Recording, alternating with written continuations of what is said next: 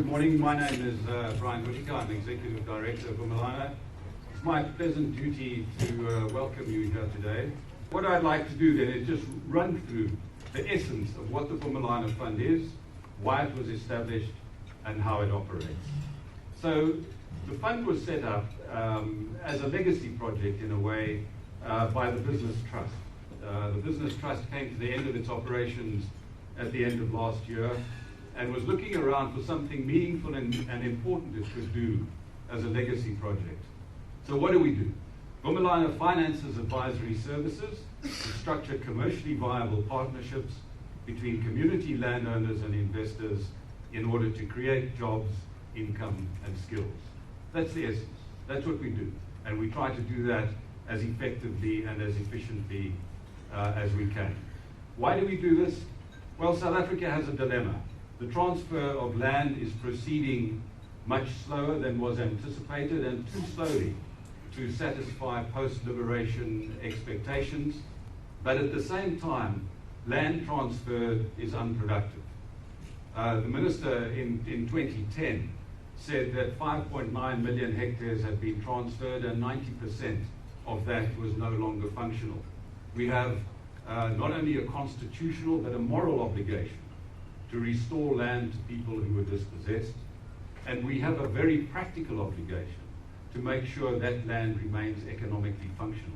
So our response to this was that we realized as this project was developing that through the process of colonialism and apartheid, communities lost not only their land, but access to capital, skills, markets, networks, entrepreneurship.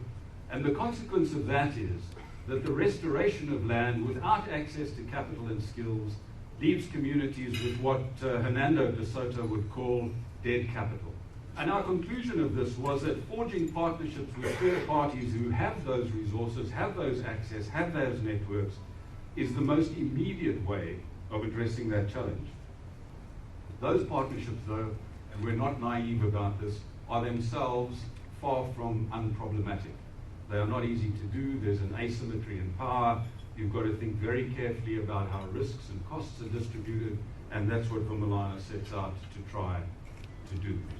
So our aim is to link the communities and the investors by providing skilled advisors in situations where they don't naturally go.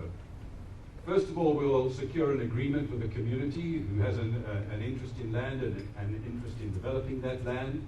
The second is that for investors, Vumelana provides advisory services to structure partnerships with land-owning communities at no risk to the investor if there is no agreement. For advisors, Vumelana funds the advisory cost of structuring partnerships between land-owning communities and investors. All work completed is paid for, once again, even if no agreement is reached. So the advisors generally can't do this kind of work off their own bat.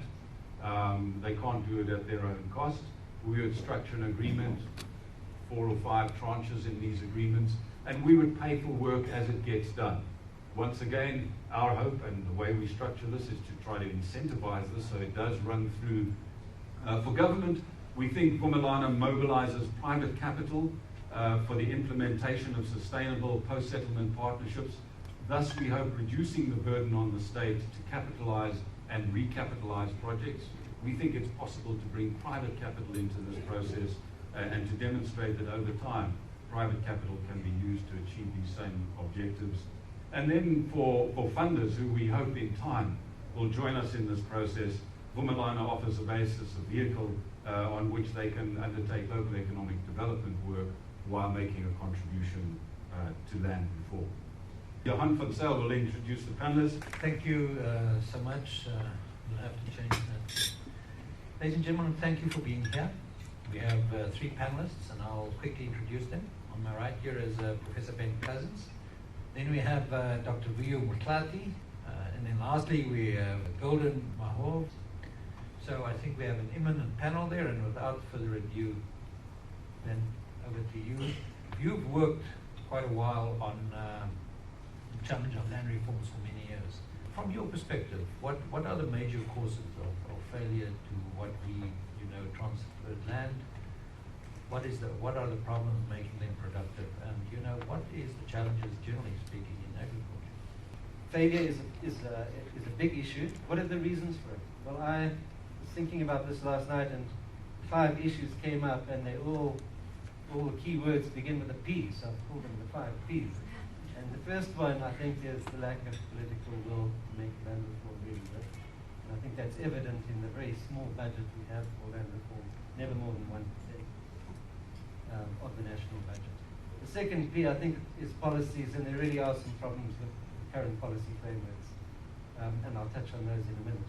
I think there are big problems with regards to project planning on the ground.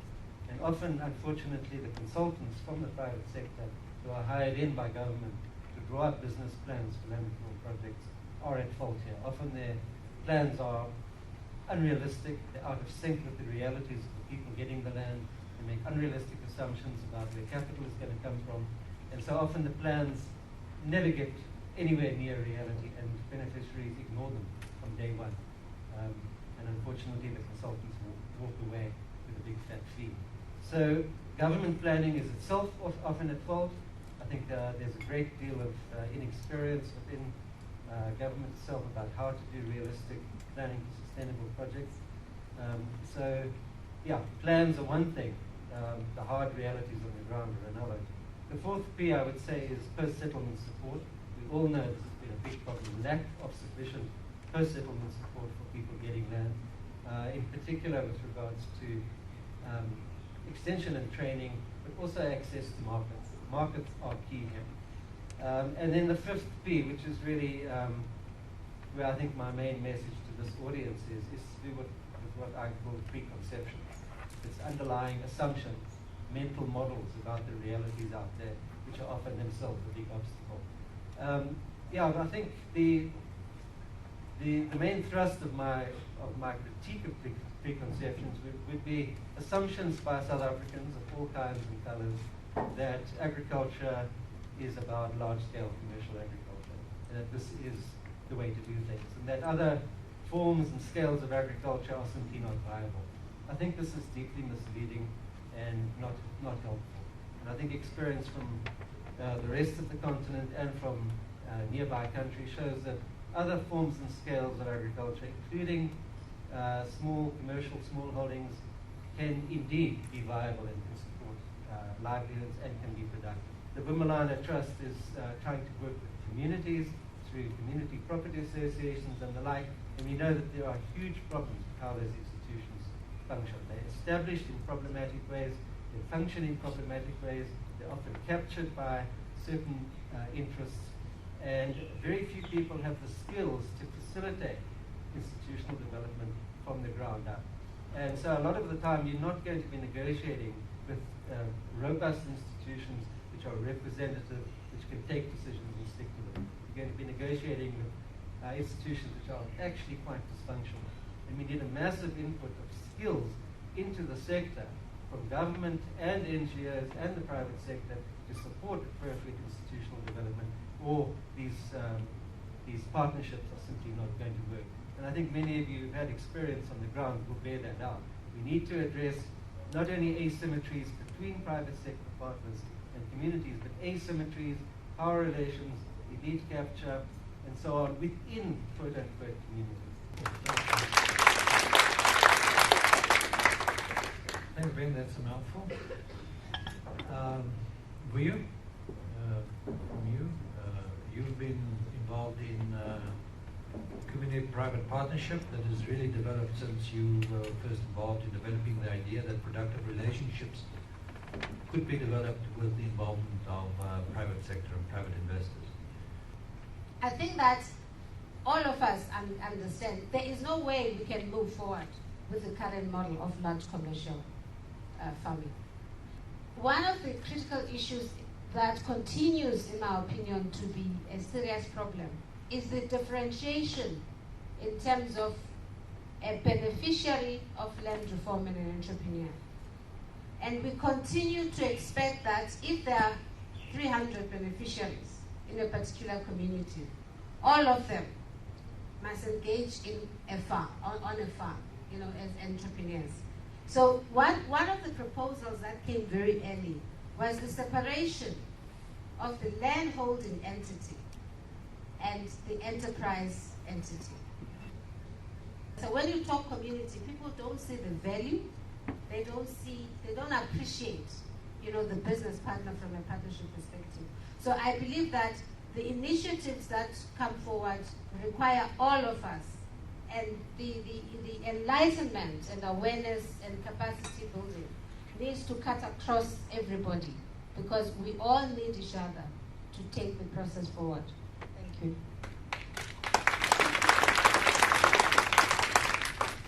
Thank you, Vuyo. Now, Golden, you're in the middle of Vumelana's work. You supervise the 5-year pilot project on community-private partnerships. You've had experience in other parts of Africa. Now, can you tell us what you think works and does not work? Informed choice and informed consent from the community in terms of what sort of partnerships can they get into. There have been a number of bad deals that have been done out there between the private sector and communities. But there are also good deals that have been done between the private sector and communities. And the critical element that separates those deals is the extent to which the communities were observed as partners, equal partners by the private sector. And that requires them to have that informed choice, informed consent into what are the range of possibilities available to them. And if they're going to choose the one partnership over another, what does it give to them? And that needs facilitation. And in our experience, the role of the transaction advisors and community facilitators is very important. I want to make a distinction between consultants and the transaction advisors. The transaction advisors in this case that I'm talking about are people who, one, understand the community dynamics, and two, have the stomach to work in this environment. It's not child's play. It's not just as easy as structuring deals in Sanlam. I'm not saying it's easy in Sanlam, but it's a lot more difficult in Bushbuck Ridge than it is in Sanlam. Structuring a partnership between the community and the investor is not the end. The critical issue is about the people. You can have an operating entity, be it a tourism asset, a forestry asset, or an agricultural asset, that's paying all the rentals and everything to the community, and the community is making money, jobs have been created. But at the heart of all this is actually community development. So there's need for capacity development of the community leadership to begin with, setting the necessary governance structures, setting the necessary administrative and financial structures, so that the community is actually running its affairs properly. And secondly, it's important to also make sure that the leadership of the community remains accountable to the rest of the community, so that the proceeds that are coming out of all these partnerships flow back into the community for the greater good of the community. And there is always that informed consent, communication, and transparency that benefits the broader community. In that way, it sustains the partnership between the investor and the community, but also means something to the community at the end of the day. Thank you.